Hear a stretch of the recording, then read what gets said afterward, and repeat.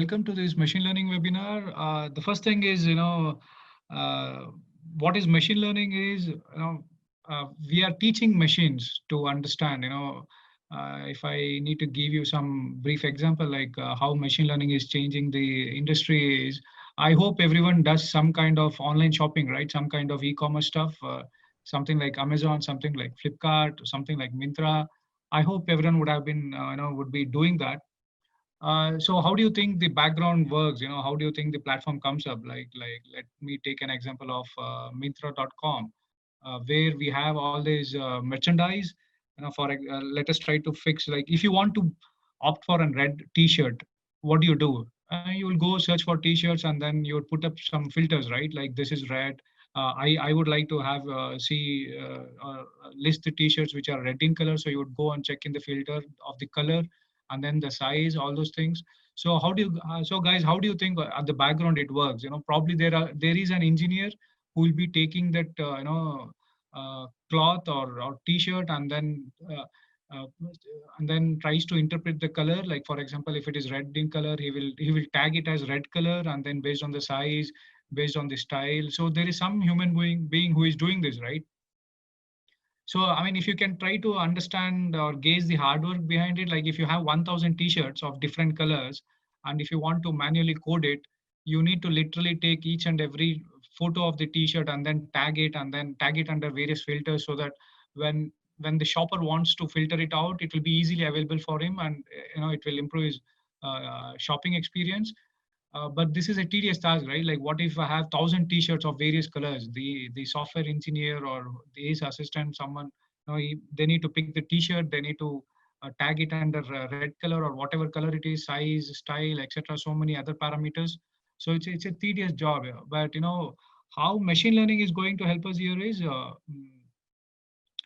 we will be having, we will train an algorithm to predict various things. Like for example, in this case, let us assume we are going to train machine learning algorithm to predict colors. So for example, red color. So we want the machines to predict any object which is red in color. So what do we do in machine learning is, we would take all those thousand, and we will train initially. We will take some samples of all T-shirts which are red in color, and then we'll train it, and then we'll label it. So anything of this similar, anything of this kind or this nature, which has similar characteristics, will be red in color. So any T-shirt which comes onto you, you need to tag it as red. So that is how we will train the machine learning algorithm.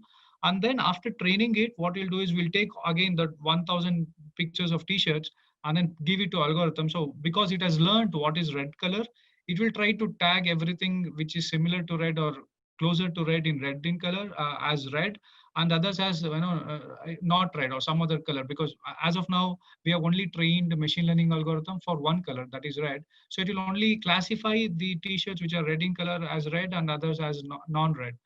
So I mean, the background technology is, or the technique how it works is, it will try to understand the pixel colors. Like ultimately, in computers, colors or images will boil down to pixels. So based on it is black and white or color, so there'll be different arrays or single array or a matrix of 3 cross 3 or RGB color, or if it is only one color, black and white. So based on that pixel values, the algorithm understands, okay, if the pixel value is something closer to this, then the proper fit would be red in color. So it will try to tag them as red. So I mean, this is how the machine learning is trying to help people to speed up the process in the industry. Like there is no need for one. I mean, it's a lot of hard work for one engineer to take 1,000 T-shirts and then tag it so that it will be available for the shopper. But if you have machine learning algorithm, you train it for everything. Similarly for style, for I mean, sizes you can't do it, but again you can have some automated stuff like reading the barcode and then trying to understand the various stuff that can be done. So I mean, using these techniques, machine learning, we can train an algorithm, and then this helps in industry. Now let us assume an engineer took around 5 days to tag 1,000 T-shirts, but now with machine learning algorithm, it hardly takes 30 minutes. I mean, it will not even take 30 minutes. So this is how machine learning is helping us. So this is a brief background, so that to make you people understand what is machine learning actually, how does it work and stuff.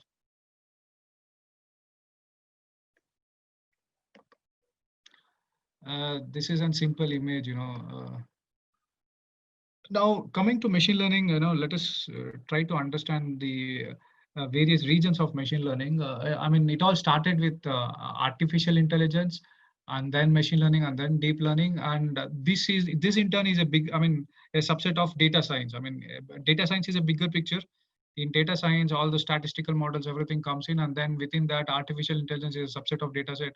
Machine learning is a subset of AI. Deep learning is a subset of ML. So in artificial intelligence, programs with the ability to learn and reason like humans, like we'll teach them to reason like artificial intelligence systems. I mean, in earlier days, they were called as expert systems, wherein as an expert system is nothing where an expert engineer, like let me assume that you're of domain, some you're from in, I mean, domain of chemical engineering, and you're expert in chemical analysis.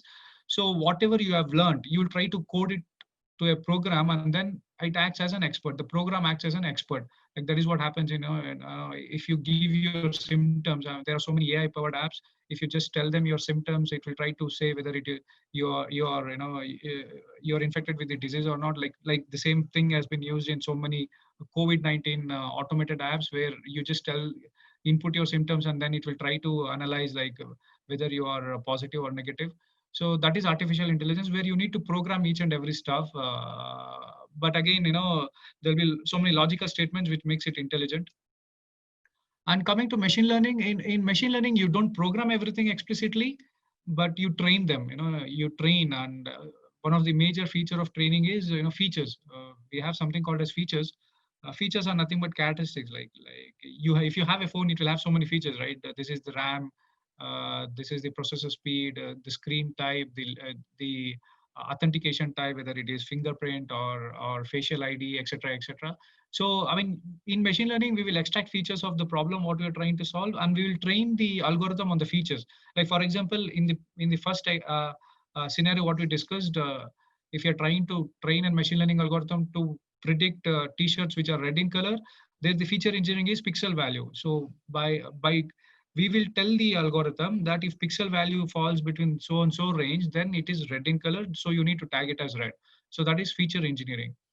Again, in deep learning, we don't even do feature engineering. We just give them, we just push a lot of data to deep learning, and then the algorithm tries to decides by itself. Okay, I mean, so if pixels are of this value, then it may be red in color. So it will try to learn by itself. There is no any feature engineering involved.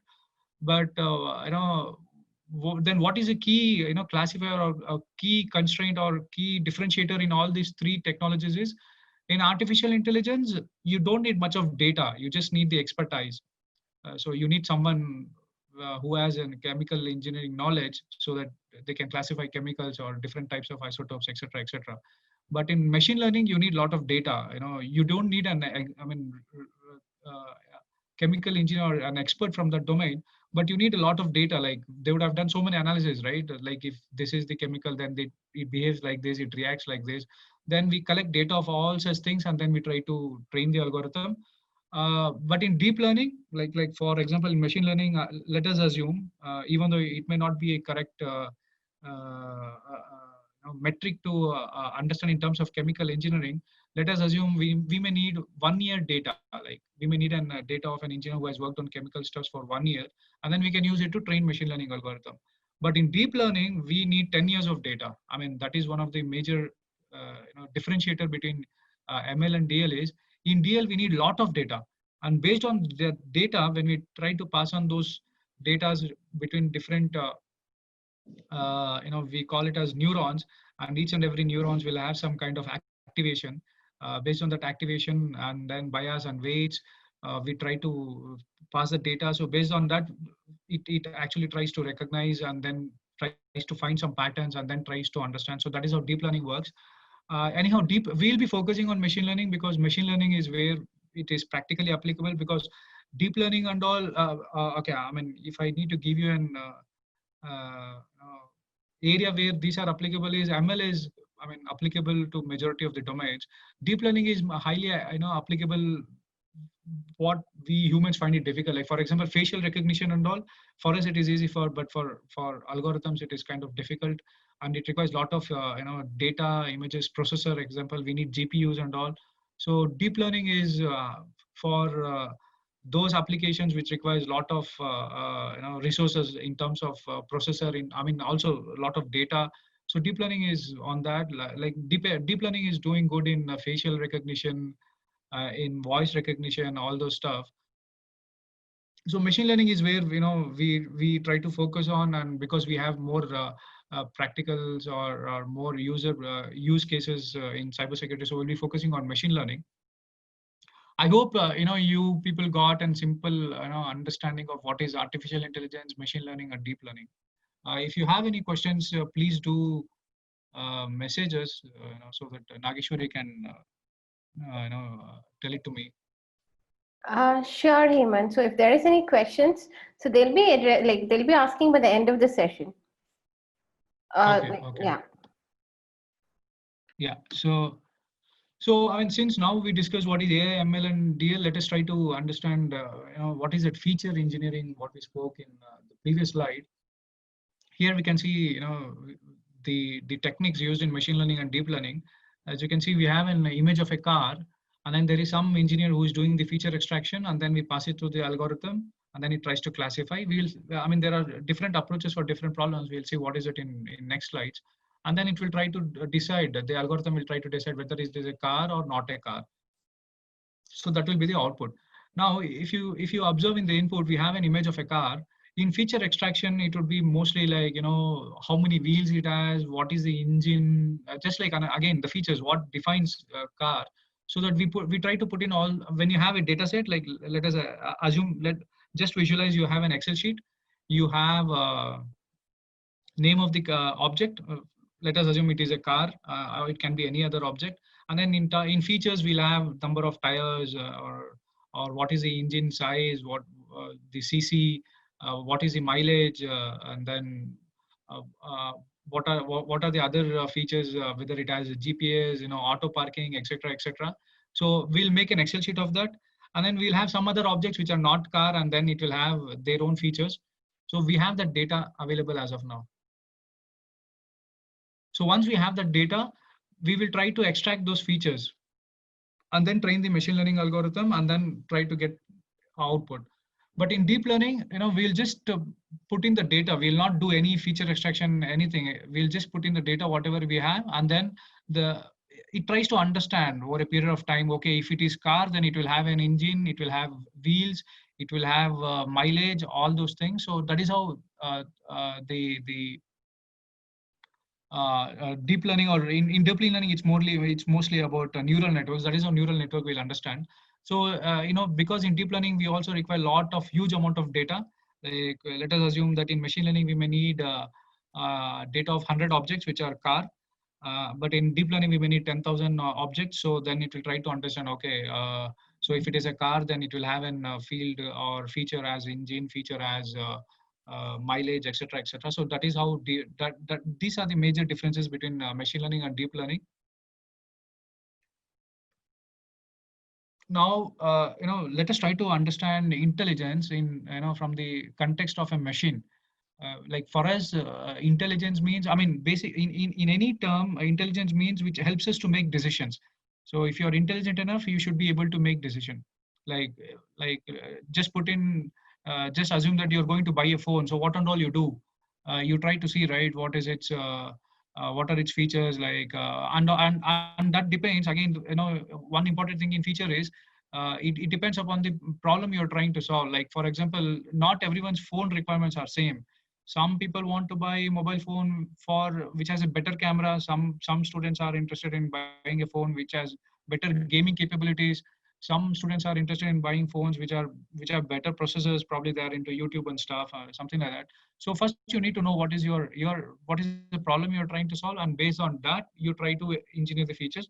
Like for example, if you're trying to buy a phone for gaming, then definitely you will be looking for better screen response, and then a better processor, etc., with higher RAM capacity. And if you're looking for a camera, probably you will be looking what is the algorithm the camera application will be using, or what is the lens, what is the camera type, etc.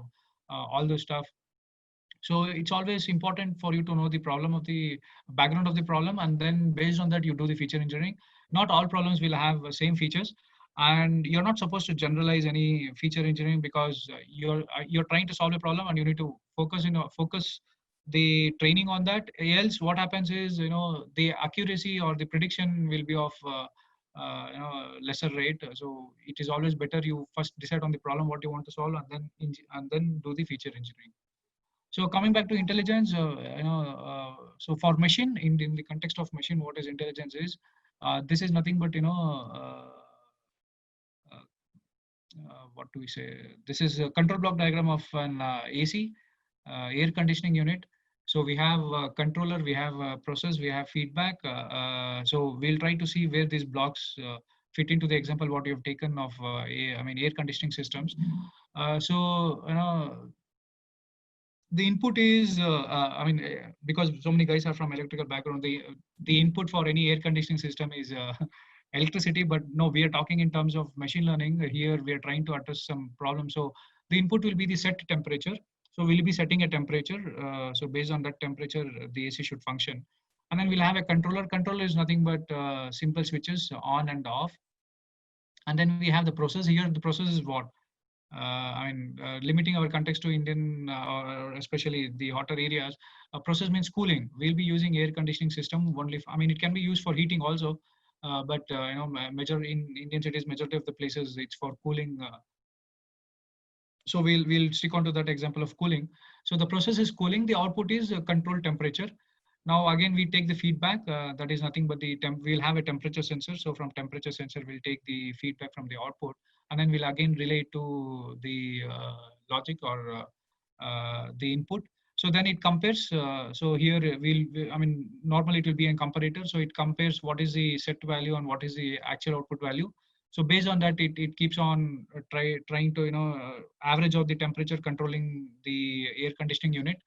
Now what happens if we don't have such an, if machine is not intelligent, one of the discomfort or inconvenience what the user will have is, he should go and keep changing the temperatures. If it is too cold, he should increase the temperature. If it is too hot, he should decrease the temperature. So it's kind of an inconvenience for the user to go and keep changing the temperature of the air conditioning unit. But since we have put this intelligence to the air conditioning unit, it tries to maintain the average temperature. There is no need for us to go and set very frequently.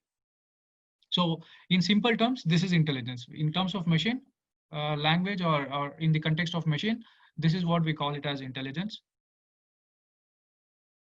Then now we know that in machine learning, it's all about feature engineering. Let us see what are the different types. Here we'll be discussing only two types. There is another type called reinforcement learning. We'll not be discussing that. So basically, any machine learning we can classify it as into two major types: supervised learning and unsupervised learning. Supervised learning, like we teach. Like for example, if you have observed a kid, like it learns so many things. So if you're teaching a kid, English alphabets A, B, C, D, or numbers, then that is supervised learning. So we have someone who is teaching the kid. So that is supervised learning, and that is task driven. So the task is to teach. In unsupervised learning, it is data driven. So if it was an interactive session, I would have asked you some examples on this. In any case, unsupervised learning is, baby crying. No one will go and teach a baby to cry, but over a period of time, the baby understands, the kid understands that if it wants something by crying, it gets it. So that is unsupervised learning. A baby learning to cry and trying to get what it wants is unsupervised learning, because no one teaches kid to cry. It over a period of time it understands. Okay, basically, a newborn kid will cry, but that is because it's human in nature. But it will not be knowing that if I cry, I can get things what I want. That only happens at a later stage when it learns that when it cries, it starts to get attention, and that is how it learns. So that is unsupervised learning, one of the example. Again, in supervised learning, we have two types. One is classification and regression. Classification is yes or no kind of problem, like the previous example of car, whether it is a car or not a car. So that is classification. We use classification algorithms to solve problems of that kind, yes or no, or something like that. And then regression is another technique where we try to solve problem where it is where the data is continuous in nature. Like for example, if you want to predict what will be the stock price, if you want to predict what will be your salary with your existing skills, or if you want to predict what will be the temperature in next year. So regression falls into that type of category where the output is a continuous number. In classification, it is discrete, so it's simple yes or no. So that's how it is. And then in unsupervised, it is clustering. If we try to connect back to the e-commerce website scenario, what we discussed, the color thing, finding out or labeling the pictures based on its color of t-shirts. So clustering is something similar to that, where in classification we will have labels, in clustering we will not have labels. Like for example, if you have trained an algorithm to classify whether the given image or the object is red in color or not, then that is classification. But in clustering, we'll just give the image. We'll not tell whether it is red in color or green in color. So based on the pixels density, pixel values, it will try to segregate. It will try to cluster it out. Like for example, let us assume we use some 1,000 images to train the algorithm, and this time it is unsupervised algorithm. So what it does is, based on the similarities of pixel values, like it will try to group all red colors at once, all green colors at once. So that is unsupervised learning. That is clustering technique. So it will try to find similarities or patterns of same where it matches, and then it tries to groups it or clusters it. So that is clustering. So in supervised machine learning, we use a label set. So we will know what is a bad behavior, what is a good behavior. We know what is red color. We know what is not red in color. But in unsupervised, it is just a behavioral change. It is just a change in color. We will not know whether it is red or green. In supervised, we tell what is red, what is green. In unsupervised, we don't tell anything. It will not predict, but it will know that it is a different color. But in supervised, we will know it is red color or green color, etc., etc.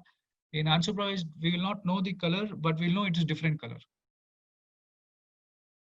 So some example for supervised learning. In this example, we are trying to train the machine learning algorithm using cat pictures. As you can see, various cat pictures. Then we train it. And then when we want to test it, we'll try to send so many other pictures of dog and cat. So the machine learning algorithm in supervised learning, it knows that, okay, these are the pictures of cats. So it will try to classify it as cat. And because we have not trained it on dogs and all, it will just say no, not cats. So we have again the same slide where we discuss two things, classification and regression. Regression is for real values like weight, dollars, stock prediction, etc. And classification is only yes or no, cat or dog, blue or red, etc.